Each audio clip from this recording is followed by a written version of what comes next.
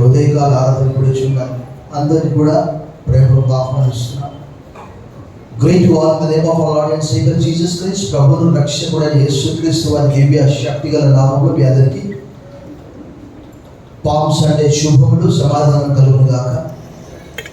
Wish you all happy and blessed palm Sunday. మీ అందరికీ కూడా ఈ మట్టల ఆదివారపు దినోత్సవపు శుభాకాంక్షలు తెలియజేసిన మీరు కూడా మీ పక్కవారికి హ్యాపీ పామ్ సండే మీరు చెప్పుకోండి.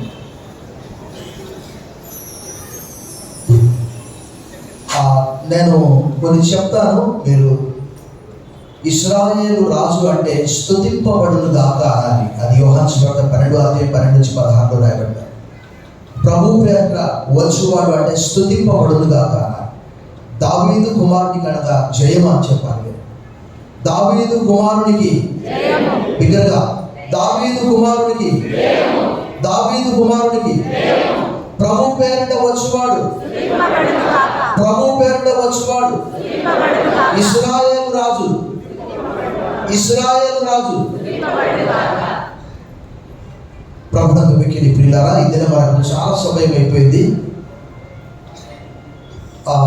చాలా చెప్పాలనుకున్నాను, బట్ మనకు తక్కువ సమయం ఉన్నది. బట్ నేను ఒకటి చెప్తాను. ఎప్పుడు కూడా మీరు పాస్టర్ గారు చెప్పే సందేశం పైన ఆధారపడద్దు. ఎందుకంటే మీరు బాగా లోతుగా వాక్యం చదివితే తప్పనే కొంచెం హైగా చెప్తుంటారు ఎప్పుడు. ఈ దినం మనం చదువుకున్నటువంటి లేఖన భాగంలో చూస్తే యేసుప్రభు వారి జీవితంలో ప్రతిదీ కూడా అకస్మాత్తుగా జరిగినటువంటి సంఘటన ఏది కాదు. ఎందుకు అనంటే ప్రవక్తలందరూ కూడా ఆయనను గురించి ప్రవచించారు. ప్రభు అనేక చోట్ల సందర్భాల్లో చెప్పాడు. ఒకానొక సందర్భంలో వారికి ఆశ్చర్యాన్ని కలిగించినటువంటి విషయం ఏంటంటే లూకా సువార్త 4వ అధ్యాయంలో ఆయన సునగోగు అనగా సమాజ మందిరంలోనికి వెళ్ళి ఆయన ఒక పుస్తకపు చుట్ట ఇవ్వబడ్డది. దాన్ని చదివి ఆయన అన్నాడు, నేడు మీ వెలికిడిలో ఈ లేఖనము నెరవేరింది. మీరు ఎవరి గురించి అయితే చదివారో ఆ వ్యక్తి నేనే అన్నాడు. వారికి అర్థం కాలేదు. అర్థం కాక వారు ఏం చేశారు తెలుసా? యేసుప్రభు వారిని ఎత్తైన స్థలం నుండి తోసేయాలని ప్రయత్నం చేశారు లూకా సువార్త 4వ అధ్యాయంలో. అనగా వారికి అర్థం కానటువంటిది ఏంటి అని అంటే వారు రోమీయుల పరిపాలనలో ఉన్నారు. హోసన్నా అంటే సేవర్స్.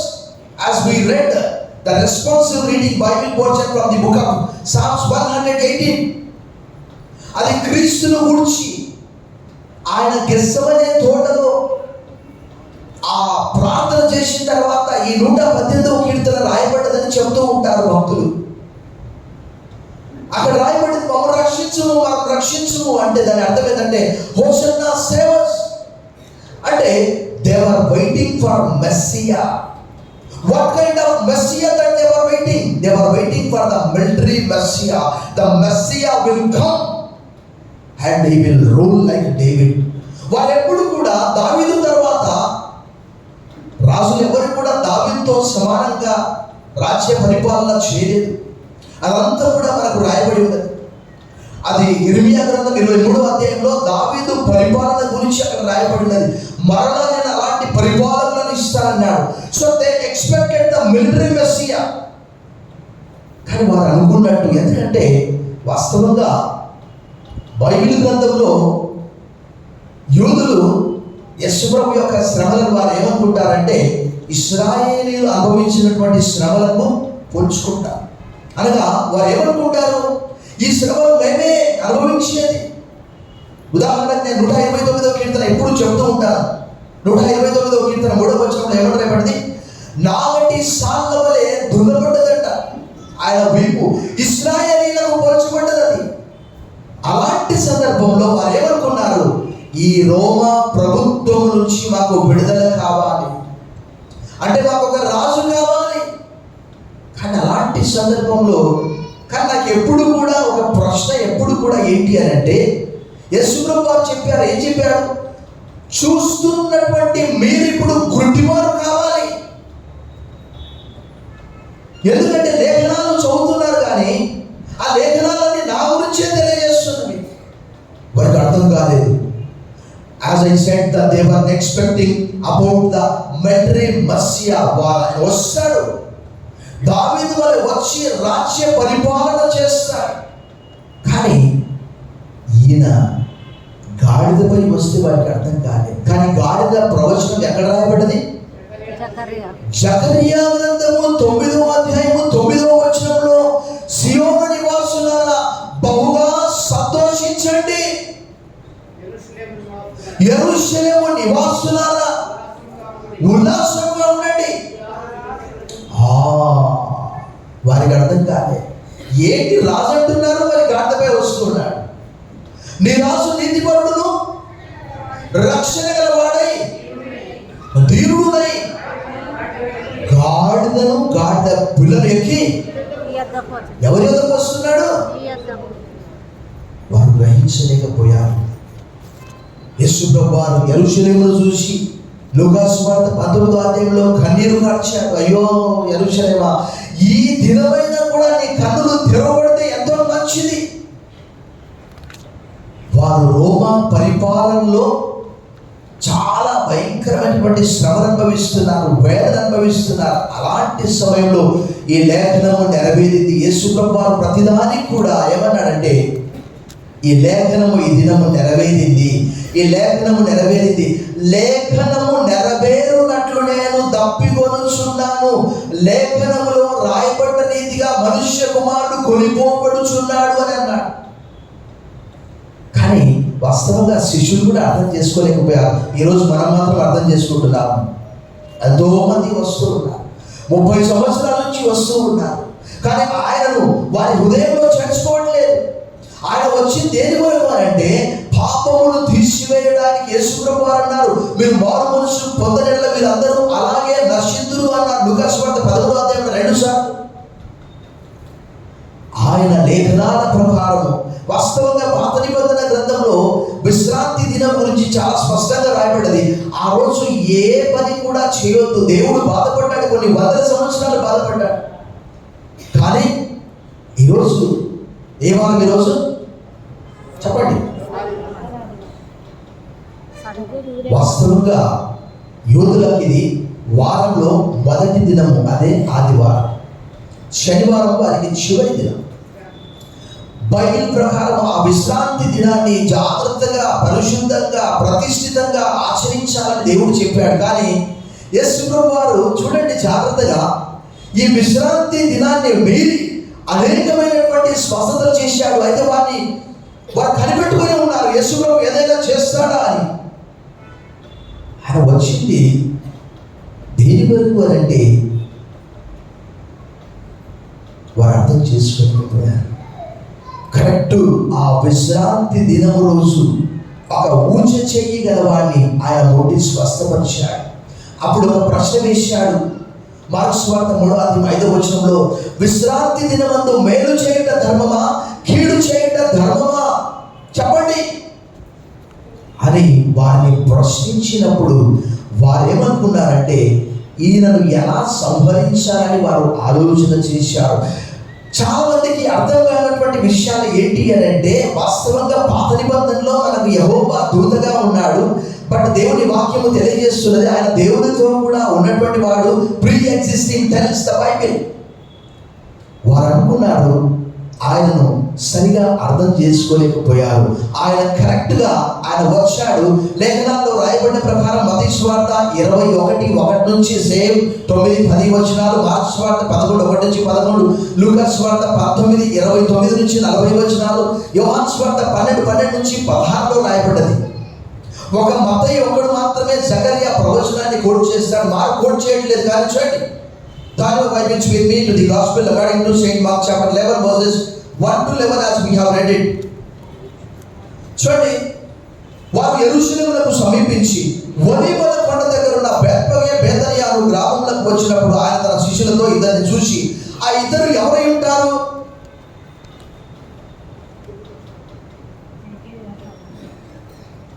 ఎవరైనా చెప్పగలరా? From men or women, anybody? పేతురు ఎవరు చెప్పారు పేతురు యోహాన్ అని? చాలా మంది చెప్తున్నారు కదా. పేతురు యోహాన్ కావచ్చు, కాకపోవచ్చు.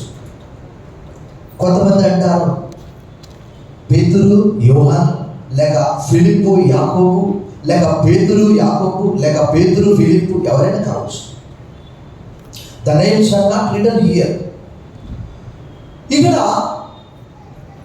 ఈ యెరూషలేమునకు ఈ ఒలీవల కొండ ఎంత దూరం ఉన్నది? ఎవరైనా బైబిల్ బాగా చదివినటువంటి వారు చెప్పండి. బైబిల్ బాగా చదివారు. 2 ఫర్లాంగుల దూరము, లేక 2 మైల్స్ అని చెప్పుకోవచ్చు. ఆ 2 miles equal to 3 kilometres, 3 kilometre పైన. 1 mile is equal to 1.6 kilometres. అది అపోస్తలుల కార్యం 1:12లో రాయబడి ఉన్నది. విశ్రాంతి దినమందు 3 కిలోమీటర్ల కంటే ఎక్కువ ప్రయాణం చేయకూడదు, నడవకూడదు. యేసుప్రభువు వారు కరెక్ట్గా ఆదివారం రోజు అంత దూరంలో ఉన్నాడు. ఆయన ఉండి అక్కడ ఉన్నటువంటి శిష్యులకు ఏమని ఆజ్ఞాపిస్తున్నాడు చూడండి. The king controls everything. When king comes what does he find?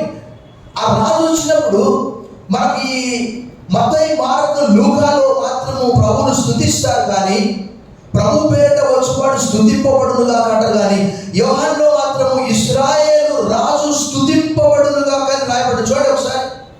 Gospel according to Saint John chapter 12 verse 13. ఖర్జూరపు మంటను పట్టుకొని ఆయనను ఎదుర్కొని పోయి జయము ప్రభువు పేరిట వచ్చుచున్న ఇశ్రాయేలు రాజు స్తుతింపబడునుగా కానీ చాలా సందర్భాల్లో వారు యేసుప్రభు వారిని యోహాను సువార్త 6వ అధ్యాయంలో పట్టుకొని రాజుగా కూడా చేయడానికి ప్రయత్నం చేశారు. ఎందుకంటే ఈయనలో అన్ని లక్షణాలు ఉన్నవి. ఈయన ప్రజల్ని స్వస్థపరుస్తున్నాడు, ఈయన ప్రజలకు ఆహారం పెడుతున్నాడు, ఈయన నీళ్ళని నడుస్తున్నాడు, ఈయన చనిపోయిన వారిని లేపుతూ ఉన్నాడు, ఈయన కుష్ఠరోగులను బాగు చేస్తున్నాడు, పుట్టుగురుడి వారిని బాగు చేస్తున్నాడు. బహుశా ఈయనే ఉండవచ్చు అనుకొని ఏం చేశారు? ఆయన పట్టుకొని రాజుగా చేయడానికి ప్రయత్నం చేస్తే ఆయన ఏం చేశాడు? అక్కడ నుంచి తప్పించుకొని వెళ్ళిపోయాడట. యోహాను సువార్త 6వ అధ్యాయంలో రాయబడి. చూడండి అక్కడ మాట. అందుకే బహుశా ఈ యోహాను భక్తుడు ఆ విధంగా రాశాడు. చూడండి అక్కడ ఏమని రాయబడ్డది? 15వ వచనంలో రాయబడ్డది ఆ మాట. రాజుగా చేయడం వారు వచ్చి నన్ను బలవంతంగా పట్టుకొని పోతున్నారని యేసు ఎరిగి మరలా కొండ ఒంటరిగా. The king controls everything. ఆయన ఏదైతే చెప్పాడో అలాగే జరిగింది. ఆ ఇద్దరిని కూడా ఆ గ్రామానికి వెళ్ళమని చెప్పాడు. అక్కడ వెళ్ళినప్పుడు అక్కడ ఒక గాడిద ఉంటుంది. ఇక్కడ మాత్రం ఒక గాడిద పిల్ల మాత్రమే రాయబడి ఉన్నది. కోల్ట్, యంగ్ కోల్ట్ అనగా యవ్వన గాడిద పిల్ల. పాత నిబంధన గ్రంథంలో అనేక మంది గాడిదల పైన ప్రయాణం చేసేవారు, వ్యాపారం చేసేవారు. బైబిల్ గ్రంథంలో న్యాయాధిపతుల గ్రంథం 10వ అధ్యాయం 4వ వచనంలో యాయీరు అనే ఒక న్యాయాధిపతి ఉన్నాడు. ఆయనకి ఎంతమంది కుమారులు? 30 మంది కుమారులు, 30 గాడిదలు, 30 గ్రామాలు. By name Zair. He has 30 sons, 30 donkeys and 30 cities to judge. మరొక వ్యక్తి ఉన్నాడు. 12వ అధ్యాయం 14వ వచనంలో అబ్దోన్ అనే వ్యక్తి, ఎక్కువ మంది సంతానం కలిగినటువంటి వ్యక్తి. 40 మంది కుమారులు, 30 మంది మనవళ్ళు, మొత్తం 70 మంది. వారికి 70 గాడిదలు ఉన్నాయట. చూశాను బైబిల్లో యాకోబుకే 12 మందికి సంతానం. నిర్గమకాండం 1వ అధ్యాయంలో 70 మంది ఉంటే ఈయన ఒకరికే 70 మంది అంట. 40 మంది కుమారులట, 30 మంది మనవళ్ళట. వారికి 70 గాడిదలు ఉన్నాయట. సో ఆ దినాల్లో గాడిద ఎక్కువగా వాడేవారు. యేసుప్రభువు వారు ప్రవచనంలో రాయబడిన ప్రకారం ఆయన ఏమన్నాడంటే, మీరు ప్రవేశింపగానే కట్టబడి ఉన్న ఒక గాడిద పిల్ల కనబడు, దాని మీద ఏ మనుషుడు ఎప్పుడును దాన్ని విప్పి తోలుకొని రండి. చూడండి, ప్రభు ఆయనకు జరిగినది, జరుగుతున్నది, జరగబోయేది అంతా కూడా తెలుసు. He controls everything. నీ జీవితాన్ని కంట్రోల్ చేసే శక్తి ఆయనకు ఉంటున్నది. ఉదాహరణకు మనము టికెట్ తీసుకొని ట్రైన్లో ప్రయాణమై వెళ్తూ ఉంటాము. మనకు ప్రయాణమై వెళ్ళే స్టేషన్ తెలుసు. బిగ్గరగా చప్పట్లు కొట్టి ప్రభువుని భయపరచండి. బిగ్గరగా. He is the driver of your life. He knows everything what is going to happen in your life. నీ జీవితంలో జరిగే ప్రతిదీ కూడా కష్ట నష్ట దుఃఖ వ్యాధి రోగ 8:20 ప్రకారం దేవుని ప్రేమించు వారికి అనగా తన సంకల్పించబడిన పిలువబడ్డ వారికి మేలు కలుగుటకే సమస్యలు సమకూడి He controls your life. వారికి చెప్పినప్పుడు ఆయన ఎలా చెప్పాడో అలాగే జరిగింది. చూడండి, అక్కడ రాయబడినది, ఎవడైనను మీరెందుకు ఇలాగూ చేయుచున్నారని మేము అడిగిన అది ప్రభువులకు కావలసినదని చెప్పుడి. తక్షణమే అతడు దాన్ని ఇక్కడికి తోలిపప్పునని చెప్పి వారు వెళ్ళగా వీధిలో ఇంటి బయట తల వాకిట కట్టబడిన గాడిద పిల్ల ఎవరి వారికి కనబడింది. దాన్ని వెప్పుచుండగా అక్కడ నిలిచిన వారిలో కొందరు మీరేం చేయించున్నారు, గాడిద పిల్లని ఎందుకు వెప్పుచున్నారో వారిని అడిగింది. అందుకు శిష్యులు యేసు ఆజ్ఞాపించినట్టు వారితో చెప్పవారు, God used ordinary people for extraordinary work. నాకు టాలెంట్ లేదు, నేను ఎక్కువగా చదువుకోలేదు. దేవుని వాక్యంలో శిష్యులు చేపలు పట్టేవారని గ్రంథంలో రాయబడ్డది. మత్తయి సువార్త 4వ అధ్యాయంలో వారు తమ వలలు సరిచేసుకొనిచుండగా వారు భూమిని ఆకాశాన్ని తలక్రిందులు చేసినట్టు అపోస్తలుల కార్యం 17వ అధ్యాయం 6వ వచనంలో రాయబడ్డది. అపోస్తలుల కార్యం 4:13లో వారు విద్య లేని పామరులు కానీ యేసుక్రీస్తు కూడా ఉన్నవారని వారు ఆశ్చర్యపడ్డారు. దైవ గ్రంథం తెలియజేస్తున్నది, జ్ఞానవంతులను దేవుడు ఏర్పరచుకోలేదు. జ్ఞానాలను సిగ్గుపరచడానికి ఏం చేశాడంట, జ్ఞానము లేనటువంటి వారిని ఈ లోకంలో వ్యర్థులైనటువంటి వారిని ఏర్పరచుకున్నాడంట. మన డిగ్రీని బట్టి మనం అతిశయపడడానికి వీల్లేదు. మన అర్హతను బట్టి, మన పోస్ట్ బట్టి నేను ఎంతో చదువుకున్నాను. కొన్నిసార్లు నాకు అనిపిస్తుంది, అపోస్తలుల కార్యం 7:12లో మోషే సకల విద్యలను అభ్యసించాడు, కానీ 40 సంవత్సరాలు మోషే అరణ్యంలో ఏం చేశాడు, గొర్రెలను కాశాడు. ఆయన రాజుగా ఉండవలసినటువంటి వాడు ఫరో తర్వాత, కానీ దేవుడు అక్కడ ఎన్నో పాఠాలు నేర్పించాడు. God used ordinary people for extraordinary work. ఇక్కడ ఒక గాడిదను మాత్రమే కాదు, జ్ఞానము లేనటువంటి ఆ ఇద్దరిని, అక్కడ ఉన్నటువంటి వారందరూ కూడా చూడండి, అక్కడ వారు ఆ గాడిద పిల్లను యేసునకు తోలుకొని వచ్చి తమ బట్టలు దానిపై వేయగా ఆయన దాని మీద. పాత నిబంధన గ్రంథంలో రాసుగా చేసినప్పుడు నేను నా చిన్నతనంలో మా గ్రామంలో చూసేవాడిని. బహుశా మరి ఇటువైపు ఆంధ్రప్రదేశ్లో ఉన్నదో లేదో నాకు తెలియదు, కానీ ఒక పెళ్లి కుమారుడు నడుస్తూ ఉన్నప్పుడు చాకలి వాళ్ళు ఏం చేస్తారంటే చీరలు పరుస్తూ ఉంటారు. I have seen it.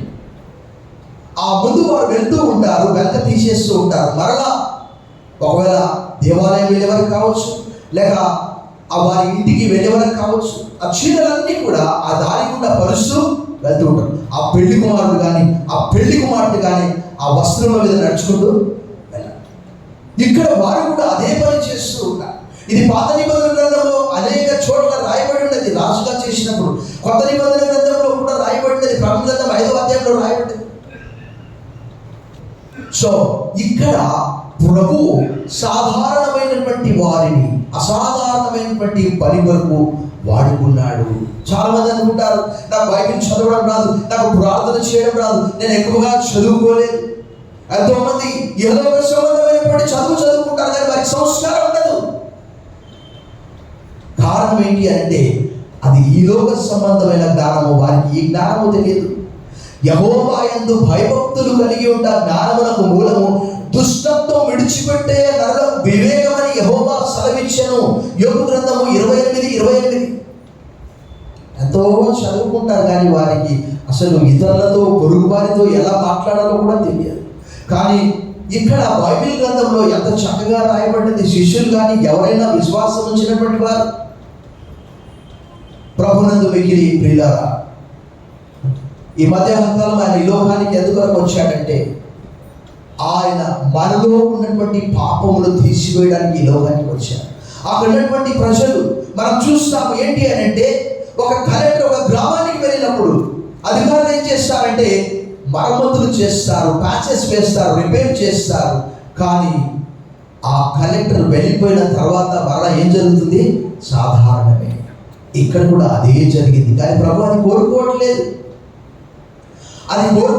ప్రభు మత్తయి సువార్త 4:17లో అక్కడ రాయబడినటువంటి మాట, చీకట్లో నడుచున్నటువంటి ప్రజలు గొప్ప వెలుగును చూచిరి అని 16వ వచనంలో రాయబడ్డది. 17వ వచనంలో ప్రభు ఏం చెప్పాడంటే, దేవుని రాజ్యము సమీపించి ఉన్నది కాబట్టి మీరు మారు మనసు పొందుడని చెప్పొచ్చు. అనగా గర్వాన్ని విడిచిపెట్టుట, పాపాన్ని విడిచిపెట్టుట. యేసు ప్రభువు ఒకటే అన్నాడు.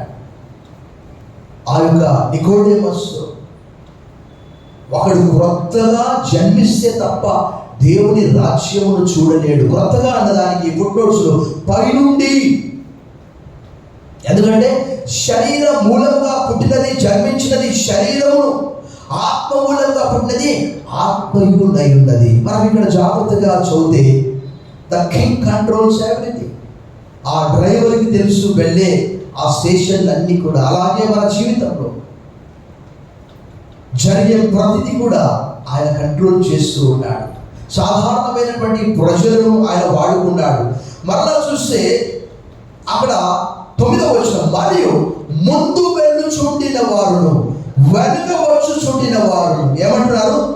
జయము ప్రభు పేరిట వచ్చువాడు స్తుతింపబడును గాక, వచ్చుచున్న మన తండ్రి అయిన దావీదు రాజ్యము స్తుతింపబడును గాక, సర్వోన్నతమైన స్థలములో జయమని కేకలు అనుకున్నారు. ఏమనుకున్నారంటే, ఈయన దావీదు కుమారుడు అని 10వ అధ్యాయం 35వ వచనంలో, 12వ అధ్యాయంలో కూడా రాయబడినది. దావీదు కుమారుడా కరుణించు, దావీదు కుమారుడా కరుణించు అని 10:35లో, 12వ అధ్యాయం 35వ వచనంలో కూడా రాయబడచ్చు. ఒకప్పుడు యేసు దేవాలయంలో బోధించుండగా క్రీస్తు దావీదు కుమారుడని శాస్త్రులు చెప్పుచున్నారు ఏంటి? సో వారు తెలియకుండానే వారు ఏం చేస్తున్నారు? స్లోగన్స్ చెప్తూ ఉన్నారు. మనం రాజకీయ నాయకులను చూస్తాము. ఎలక్షన్స్ ముందు ఆ గ్రామానికి వెళ్ళినప్పుడు నేను చాలా సందర్భాలు చూసి నవ్వుకున్నాను. ఏంటి అంటే, ఈ జెండాలు ఎవరైతే కట్టుకుంటారో కాసేపటికి అవి దొక్కుకుంటూ వెళ్ళిపోతుంటారు. ఇక్కడ ప్రజలు కమిట్మెంట్ లేకుండానే ఆ మాటలు చెప్తూ ఉన్నారు. జయము అనగా హోసన్నా ఫుట్నోట్స్లో ప్రభు పేరిట వచ్చువాడు స్తుతింపబడునుగా అంటున్నారు. వారి జీవితాలను ప్రభువుకు కమిట్మెంట్ చేయకుండా ఊరికే స్లోగన్ చెప్తా ఉన్నారు, స్తుతిస్తూ ఉన్నారు. దేవుని వాక్యంలో ఏమని రాయబడ్డది? యెషయా 35వ అధ్యాయంలో, ఈ ప్రజలు పెదవులతో నన్ను ఘనపరుస్తున్నారు కానీ వారి హృదయము నాకు దూరముగా ఉన్నది అని 29:13లో రాయబడ్డది యెషయా గ్రంథంలో. ఈ ప్రజలు నోటి మాటతో నా ఎదుట వచ్చుచున్నారు, పెదవులతో నన్ను గణపరుచున్నారు కానీ తమ హృదయమును నాకు దూరము చేసుకొని ఉన్నారు. వారు నా ఎడల చూపు భయభక్తులు ఎలాంటివట? మానవుల వెదులను బట్టి వారు నేర్చుకున్నవి. ఫలాని పార్టీ గురించి స్లోగన్స్ చేయడం. ఇక్కడ వారు కూడా అలాగే చేస్తూ ఉన్నారు. మన తండ్రి అయిన దావీదు రాజ్యము స్తుతింపబడుగాక అంటున్నారు. ఆ ఎలక్షన్స్ అయిపోయిన తర్వాత ఆ ఎమ్మెల్యేను, ఆ ఎంపీని, ఆ కార్పొరేటర్ని, ఆ సర్పంచ్ని ఎంతగా తిడుతూ ఉంటారండి. ఎలక్షన్స్ కంటే ముందు ఎంత పొగిడారు, ఎలక్షన్స్ తర్వాత ప్రభునందు మిక్కిలి ప్రియులారా, మనం అలా కాకుండా ఒక్క మాట నాకు అర్థం కానటువంటిది, నూతన సృష్టిగా మార్చబడిన తర్వాత మరలా పాత జీవితానికి మనం ఎలా వెళ్ళిపోతాం? ఎవడైనా క్రీస్తునందుంటే వాడు పాతవి గతించిన. మరలా అనేక మంది ఈ దినం మంచి దినమా, తిథులు, నక్షత్రాలు, వారాలు అన్నీ చూస్తారు. అది మన క్రైస్తవ జీవితం. 11వ వచనం చదువుదాం. ఆయన యెరూషలేమునకు వచ్చి దేవాలయంలో ప్రవేశించి ఆ చుట్టూ సమస్తమును చూచి ఆ సాయంకాలమైనందున 12 మందితో కూడా బేతనియకు ఆయన దేవాలయంలో కూర్చొని, జాగ్రత్తగా చదవండి అక్కడ ఏం చేశాడట? చుట్టూ సమస్తము చూశాడు. నువ్వు ఎక్కడ కూర్చున్నావో, ఏం చేస్తూ ఉన్నావో ఆయన చూస్తూ ఉన్నాడు. జాగ్రత్తగా చూడండి. ఆయన యెరూషలేమునకు వచ్చి దేవాలయంలో ప్రవేశించి ఎంటర్ ఏం చేశాడట? చుట్టూ సమస్తమును చూశాడట. ఈ మధ్యాహ్నకాలం ఆయన ఎంతగా తగ్గించుకున్నాడు ఒక గాడిదపై. ఎందుకంటే నాకు ఈరోజు ఎంతో బాధ అనిపించింది. ఎందుకంటే భయంకరమైనటువంటి యుద్ధాలు. ఈ యుద్ధం కావాలా మనకు? ఈ యుద్ధం వలన ఈరోజు వార్తాపత్రిక చదివినప్పుడు నేను ఆశ్చర్యపోయాను. ఒక డెలివరీ బాయ్ ఆ కస్టమర్ల దగ్గర 30 టోకెన్స్ తీసుకొని, ఖాళీ సిలిండర్లు తీసుకొని, ఆ 30 సిలిండర్లు తీసుకొని పారిపోయాడట. ఎలాంటి కాలం వచ్చింది చూడండి. పాపం వారు గ్యాస్ సిలిండర్ల కొరకు ప్రయాసపడుతున్నారు. ఈ యుద్ధం జరుగుతూ ఉన్నప్పుడు లక్షల మంది యుద్ధము జరుగుతున్నది. ఉక్రెయిన్లో రష్యా సైనికులు ఎంతమంది చనిపోయారంటే, ఎప్పుడో చదివాను, 10 లక్షల మంది కంటే ఎక్కువ మంది చనిపోయారు. దైవ గ్రంథము తెలియజేస్తూ ఉన్నది. ఆయన వచ్చినప్పుడు నేను ఎప్పుడు గుర్తు చేసుకుంటాను, యెషయా గ్రంథం 9:5 మరియు 6 వచనాల్లో, యుద్ధము సందడిచ్చే యోధులందరి జోళ్ళును, రక్తంలో పొరలింపబడ్డ వస్త్రములను అగ్నిలో వేయబడి ధరింపబడును. అనగా యుద్ధము చేయడానికి కావలసినటువంటి వస్త్రము, షూస్, అవి 2 కూడా లేకపోతే యుద్ధము లేదు. ఏలైనగా మనకు శిశువు పుట్టిన, కుమారుడు అనుగ్రహింపబడును, ఆయన భుజం మీద రాజ్య భారముడును, ఆయన పెట్టబడినటువంటి పేర్లు సమాధానానికి అధిపతి, ఆశ్చర్యకరుడు, ఆలోచనకర్త. ఈ మధ్యకాలం సరిహద్దుల్లో సమాధానం కలగజేసేవాడు ఆయన. యుద్ధాలన్నీ మార్పి శాంతికరమైనటువంటి ఆ సామ్రాజ్యాన్ని దేవుడు స్థాపించడానికి రాలేయున్నాడు. ఆయన రాకడ సమీపమై ఉన్నది.